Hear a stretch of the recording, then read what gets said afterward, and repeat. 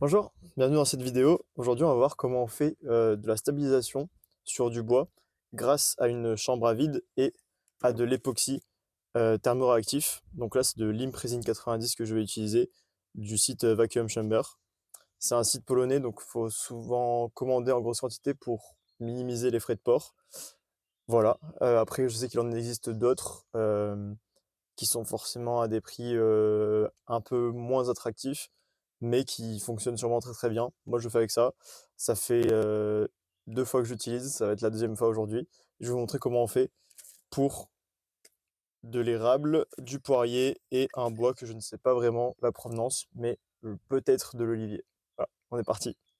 On va commencer par peser le bois avant la stabilisation, parce que le but de la stabilisation, en fait, ça va être donc de mettre le bois plongé dans de l'époxy avec ou sans couleur. Moi, je vais utiliser du colorant, donc ça sera avec de la couleur. Le plonger à l'intérieur, donc ça sera dans un bac comme celui-ci. Je vais mettre l'époxy et le but, ça va être de le mettre dans la cuve et que tout l'air soit aspiré. C'est-à-dire que vraiment le bois, les pores du bois gardent de l'air continuellement et on va essayer d'enlever en fait tout l'air qui est à l'intérieur pour en fait faire un appel d'air et qu'au moment du coup où on remet l'air atmosphérique, le liquide soit absorbé par les pores du bois qui ont du coup été vidés de leur air. Donc en fait, quand on va activer la pompe qui est ici, l'air va être chassé et on va être sur une grosse pression à l'intérieur qui va permettre cette absorption dans le bois. Voilà, j'espère que ça a été clair. Sinon, il n'y a pas de souci, je pourrais revenir dessus sur une autre vidéo. Je referai certainement une autre vidéo sur la stabilisation quand j'aurai un peu plus d'expérience avec. Voilà, là on va commencer du coup par peser le bois. Donc, ça se passe ici. Ok, donc on a ici notre érable. Donc ce sont des toutes petites plaquettes. Hop, on a combien? On est à 39 grammes de plaquettes. On va peser les autres. En fait, le principe de peser, du coup, ça va être vraiment de voir à quel point l'époxy a imprégné le bois. Donc 24, 49. 49 pour le poirier. Pour ce bois-ci, je vais pas forcément peser parce qu'il y a énormément de défauts. Donc ça va avoir tendance à vraiment rentrer énormément dedans. Donc je me fais pas de soucis sur le fait que l'époxy prenne sur celui-là. Je vais faire celui-ci en époxy bleu, celui-ci en époxy vert et celui-ci en époxy noir. On est parti. Ok, donc petite voix off pour expliquer un petit peu les soucis que j'ai pu rencontrer. Bon, là c'est pas forcément un souci, mais je pense que c'est une bonne chose à savoir. Euh, le bois flotte, ça peut paraître bête comme ça, mais en fait dès qu'on va le mettre dans l'époxy, bah, il va vouloir revenir à la surface, donc il va falloir le caler avec du plomb ou alors avec une pierre comme j'ai fait dans la vidéo. Alors on a bien mis tous nos bouts de bois dans le liquide.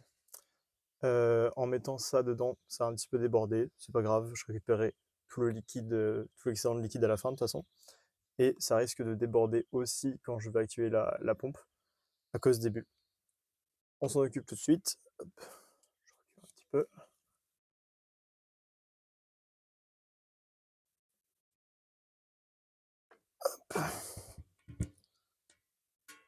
On ferme. Ici, pour le moment, c'est fermé, c'est fermé. Ici, c'est pour remettre de l'air à la fin. Donc pour l'instant, on va bien le laisser fermer. Ici, ça va être pour l'aspiration d'air. Donc pour l'instant, on va le laisser fermer juste le temps d'activer. Voilà, donc là, j'ai activé la pompe.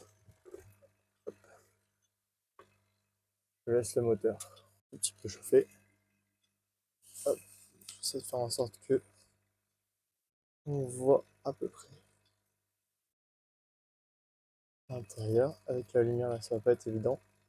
Et je vais pouvoir ouvrir ici.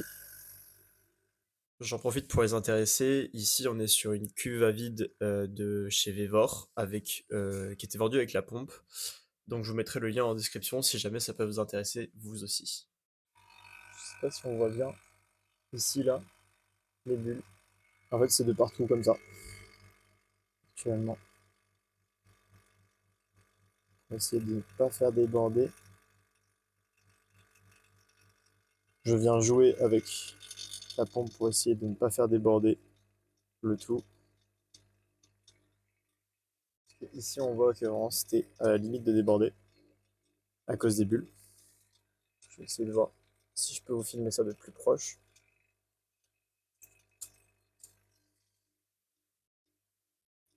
Voilà, là on voit bien que ça bulle énormément. Donc du coup, on va maintenir ça pendant 40 minutes pour le moment. Et ensuite, on va faire des cycles. Donc ça va être des gros cycles de dégazage. Là, il y a énormément de bulles parce que c'est le démarrage. Petit à petit, ça va un petit peu diminuer, mais il va encore y avoir des bulles. Et le but, en fait, c'est qu'il n'y ait plus de bulles du tout. Donc là, on va faire un cycle de 40 minutes pour commencer. Ensuite, 30 minutes de pause. Et en fait, on refera 40 minutes ensuite. Et on va faire comme ça, ainsi de suite, jusqu'à ce qu'il n'y ait plus du tout de bulles.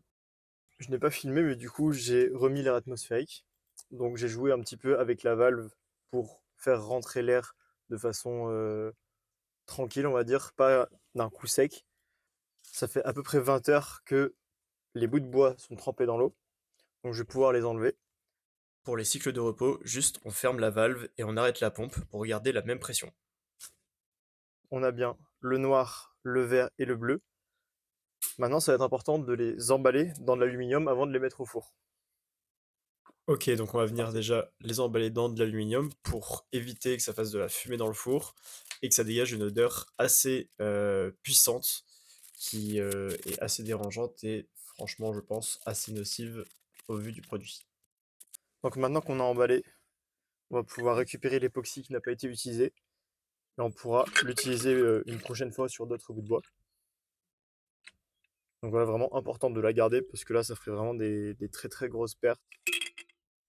Hop, on a le qui était toujours dedans. Autre chose à savoir aussi, l'époxy, on va plutôt la stocker au frais parce qu'elle a une certaine température où elle se conserve mieux.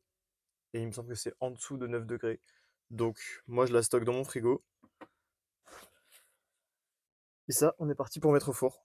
C'est parti. Alors, je vais venir régler mon four à 90 degrés. Important de ne pas mettre à plus de 100 degrés parce que sinon, ça pourrait, s'il restait de l'eau dans le bois, ça pourrait venir faire un peu éclater l'intérieur du bois et ça pourrait tout casser. Donc, important de garder environ à 90 degrés. Ça, peu importe. Et, chaleur tournante. Et ce qu'on va faire, c'est qu'on va laisser pendant 2 heures dans le four. Ok, retour de la voix off des trucs à ne surtout pas faire. Par pitié, ne faites pas ça dans un four de cuisine. Ayez un four, un tout petit four, dédié à la stabilisation. Là, j'en ai acheté un à 30 euros neuf. Donc honnêtement, ça vaut rien. Et plutôt que vous empoisonner avec l'odeur et la fumée de l'époxy, achetez juste un four pour ça et je pense que votre santé vous remerciera. Maintenant, je vais repenser le bois pour qu'on puisse voir ce qui se cache un petit peu sous la première couche d'époxy qui était un peu craquelée et qu'on puisse voir complètement le bois à nu, ce que ça donne. Ici, on voit que la couleur a bien prise. Ça sera encore plus beau sur les autres bouts de bois.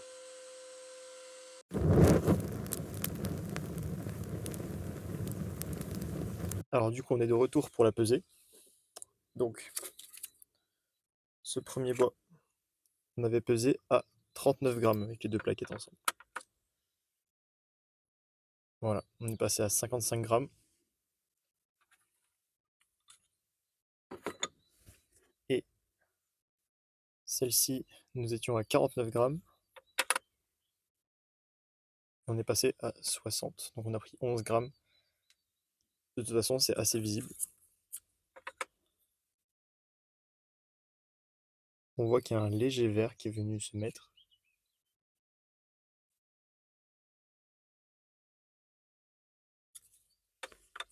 Ah, ici pour le bleu.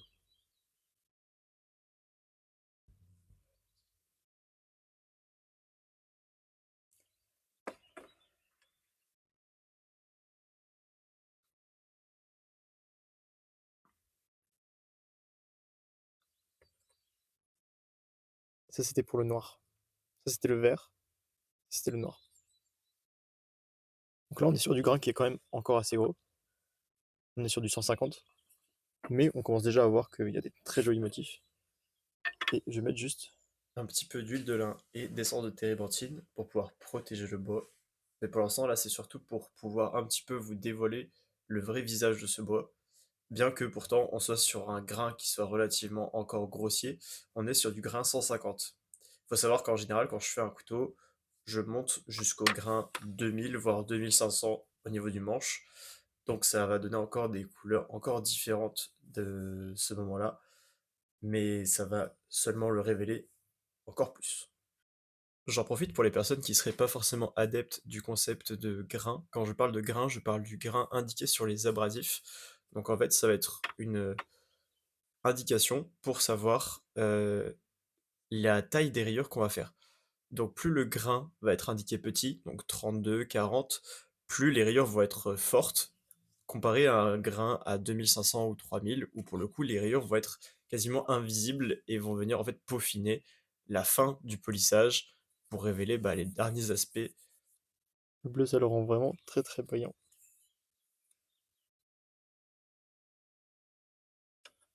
Voilà, du coup c'est tout pour cette vidéo. On a vu comment on pouvait stabiliser du bois avec de l'époxy. On voit que le résultat est forcément influencé par le bois de départ et par la couleur de l'époxy. On voit les différences entre les deux. Ces deux bois proviennent de la même bûche.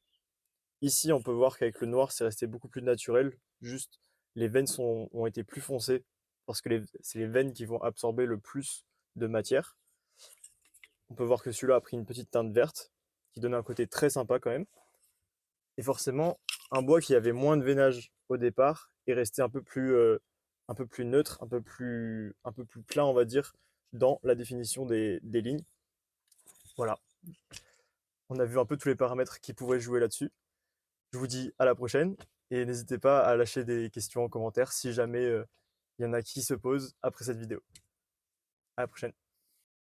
Je vous laisse avec quelques très belles images des bois qu'on a stabilisés aujourd'hui.